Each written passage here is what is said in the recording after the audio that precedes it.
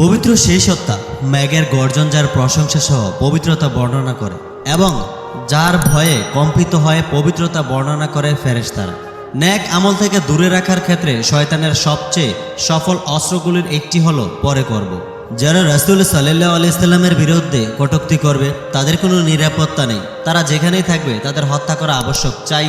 তারা তওবা করুক বা না করুক, হে আল্লাহ আপনি এদেরকে গুনে গুনে ধ্বংস করুন, দৃষ্টান্তমূলকভাবে হত্যা করুন, এদের একজনকেও ছেড়ে দিবেন না। আল্লাহ তাআলা বলেন, এখনও কি এই জনপদের অধিবাসীরা এই ব্যাপারে নিশ্চিন্ত যে আমার আযাব তাদের উপর রাতের বেলায় এসে পড়বে, অথচ তখন তারা থাকবে ঘুমে অচেতন। তোমার মৃত্যুর কারণে বাজারঘাট বন্ধ থাকবে না। দুনিয়াতে তোমার অবস্থান খুবই নগণ্য, সুতরাং নিজেকে চেনো।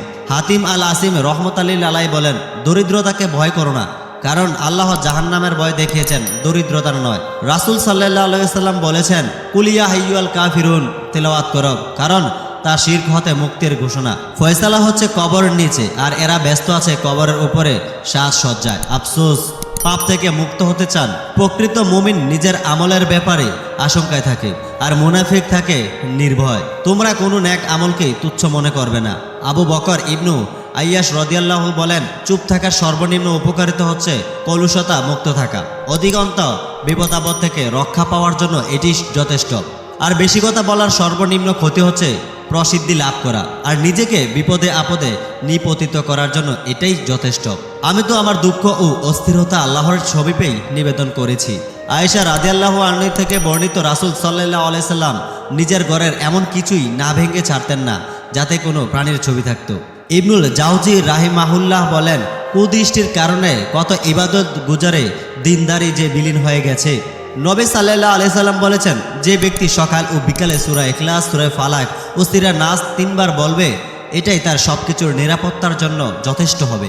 নিজেকে দোষমুক্ত মনে করি না, ফলে নিজের দোষ দেখা বাদ দিয়ে অন্যের দোষ চর্চা করা অবসরও আমার হয় না। হারাম সম্পর্কে লিপ্ত হওয়ার আগ পর্যন্ত মানুষ ব্যক্তিত্ববান ও বুদ্ধিমান থাকে, অতঃপর তার স্বাভাবিকতা নষ্ট হতে থাকে। আল্লাহ ছাড় দেন কিন্তু ছেড়ে দেন না। মহানবী সাল্লাল্লাহু আলাইহি সাল্লাম বলেন, তোমাদের কেউ পরিপূর্ণ মুমিন হতে পারবে না যতক্ষণ না আমি তার কাছে আপন পিতার চেয়ে, সন্তানের চেয়ে এবং সকল মানুষের চেয়েও বেশি প্রিয় হই। মৃত্যুর যন্ত্রণা অবশ্যই আসবে, যা থেকে তুমি পলায়ন করতে চাইতে। কাফনের কাপড় এক আজব জিনিস, যে বানায় সে বিক্রি করে দেয়, যে কেনে সে ব্যবহার করে না, যে ব্যবহার করে সে জানেই না। হায়াত সীমিত, রিজিক নির্ধারিত, মৃত্যু অবধারিত, তবু আমরা দুনিয়া নিয়ে ব্যস্ত।